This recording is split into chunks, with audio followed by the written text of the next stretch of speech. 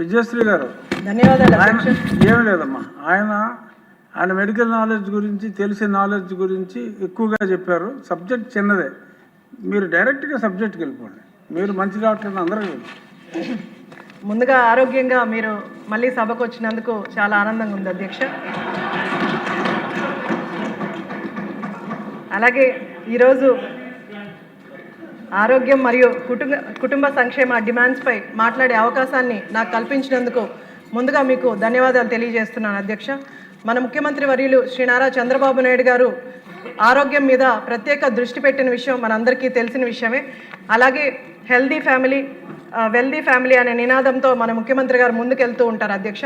దాంట్లో భాగంగానే యోగాంధ్రాన్ని తీసుకొచ్చి యోగా వల్ల హెల్త్ బెనిఫిట్స్, అలాగే స్ట్రెస్ రిలీఫ్ కోసం యోగా ఎంత ఇంపార్టెంటో కూడా రాష్ట్ర ప్రజలకు తెలియజేయడానికి యోగాంధ్రాన్ని తీసుకొచ్చి శాసనసభ్యులను ఇన్వాల్వ్ చేసి ఒక 1 వీక్ వరకు ఆ ప్రోగ్రామ్ని విజయవంతం చేసి రాష్ట్ర ప్రజలకు కూడా అవేర్నెస్ క్రియేట్ చేయడం జరిగింది అధ్యక్ష. దీంట్లో భాగంగా అలాగే దీంట్లో మనం చూస్తే గత ప్రభుత్వ నాయకులు, గత వైసీపీ ముఖ్యమంత్రి వర్యులు జగన్మోహన్ రెడ్డి దీని గురించి కామెంట్స్ కూడా చేయడం జరిగింది అధ్యక్ష. యోగాంధ్ర వల్ల వేస్ట్ ఆఫ్ టైం అని, వేస్ట్ ఆఫ్ మనీ అని చెప్పడం జరిగింది అధ్యక్ష. అలాగే ఆయన దేంతో పోల్చారంటే, నేను కట్టిన ప్యాలెస్ దానికంటే అంటే యోగా కంటే బెటర్ అని ఆయన సంబోధించడం చాలా ఆశ్చర్యాన్ని గురి చేస్తుంది అధ్యక్ష. ఎందుకంటే మనం ఉన్న స్ట్రెస్ఫుల్ లైఫ్లో ప్రతి ఒక్కరికి, చిన్న ఉద్యోగం నుంచి పై ఉద్యోగం వరకు కూడా ప్రతి ఒక్కరికి మన లైఫ్ స్టైల్లో స్ట్రెస్, ఫిజికల్ స్ట్రెస్ అలాగే మెంటల్ స్ట్రెస్ ఎక్కువగా ఉంటుంది అధ్యక్ష. ఇది యోగా వల్ల మనకు చాలా వరకు 1 అవర్ యోగా చేయడం, ఫిజికల్ ఎక్సర్సైజ్ చేయడం, లేదా మన లైఫ్ స్టైల్లో కొన్ని చేంజెస్ చేసుకోవడం వల్ల, ఎందుకంటే గతంలో మనం చూస్తే 45 సంవత్సరాలు దాటిన తర్వాతే హైపర్ టెన్షన్ కానీ, డయాబెటీస్ కానీ, లేదా కార్డియాక్ ఇష్యూస్ కానీ వచ్చేవి అధ్యక్ష.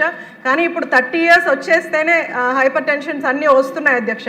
కానీ ఇలాంటి మన లైఫ్ స్టైల్ చేంజెస్ చేసుకోగలిగితే మనకు హెల్త్ బెనిఫిట్స్ ఎక్కువగా ఉంటాయి, ఇలాంటివన్నీ రాకుండా ఉంటాయి అధ్యక్ష. అలాగే అధ్యక్ష, ఆరోగ్యవంతమైన సమాజమే అభివృద్ధికి బలమైన పునాదని నమ్మే ఏకైక నాయకుడు మన ముఖ్యమంత్రి గారు అధ్యక్ష. అందుకే ఆరోగ్య రంగానికి అత్యున్నత ప్రాధాన్యత ఇస్తూ ఈ ఆర్థిక సంవత్సరంలో ఆరోగ్య శాఖకు ఏకంగా 13,306 కోట్లు కేటాయించడం జరిగింది అధ్యక్ష. ఈ రాష్ట్ర బడ్జెట్లో 5.8% ఈ ఆరోగ్య దానికి బడ్జెట్ కేటాయించినందుకు చాలా సంతోషంగా ఉంది అధ్యక్ష. అలాగే గతంలో 2023-24లో దాంతో పోలిస్తే 30% అదనపుగా మనం ఈరోజు కేటాయింపులు చేయడం జరిగింది అధ్యక్ష. అలాగే విద్య, గ్రామీణాభివృద్ధి, దాంతోపాటు 3వ స్థానం ఆరోగ్యానికి ఇవ్వడం మన కూటమి ప్రభుత్వం, అలాగే మన ముఖ్యమంత్రి గారు ఆరోగ్యానికి ఎంత ప్రాధాన్యత ఇస్తారో మనకు తెలుస్తుంది అధ్యక్ష. అలాగే అధ్యక్ష, గత ప్రభుత్వంలో ఏకంగా 6,486 కోట్లు పెండింగ్ బకాయిలు ఉంటే అవన్నీ కూడా ఇప్పుడు కూటమి ప్రభుత్వం వచ్చిన తర్వాత ఆ బకాయిలన్నీ కూడా చెల్లించడం జరిగింది అధ్యక్ష. అలాగే ఆరోగ్యశ్రీ కింద 2,500 కోట్లు బిల్స్ కూడా పెండింగ్స్ ఉంటే ఇప్పటి వరకు మనం 1,800 కోట్ల వరకు కూడా చెల్లించడం జరిగింది అధ్యక్ష. అలాగే అధ్యక్ష, మనందరికీ తెలుసు, శాసనసభ్యులు అందరం కూడా పేదవాళ్ళు ఎవరైతే హాస్పిటల్ ఖర్చులకి అటు పొలాలమ్మో లేకపోతే అప్పులు చేసో హాస్పిటల్కి పెడితే పేదవాళ్ళకి అండగా నిలబడడానికి గతంలో సీఎంఆర్ఎఫ్ వల్ల చాలామంది లబ్ధిదారులందరూ నష్టపోతే ఇప్పుడు మన సీఎం గారు దగ్గర మా నియోజకవర్గానికే 4 కోట్ల పైగా సీఎంఆర్ఎఫ్ చెక్కులు మనం పంపిణీ చేయడం జరిగింది అధ్యక్ష. రాష్ట్రంలో 7,523 మంది వరకు సహాయ నిధి పొందడం జరిగింది అధ్యక్ష. దాంట్లో 124 కోట్లు సీఎంఆర్ఎఫ్ కింద మన ముఖ్యమంత్రి గారు అందజేయడం జరిగింది అధ్యక్ష. అలాగే అధ్యక్ష, ఇప్పుడు మనం హాస్పిటల్ ఇన్ఫ్రాస్ట్రక్చరు గతంలో అసలు పట్టించుకున్న పరిస్థితులు లేవు అధ్యక్ష.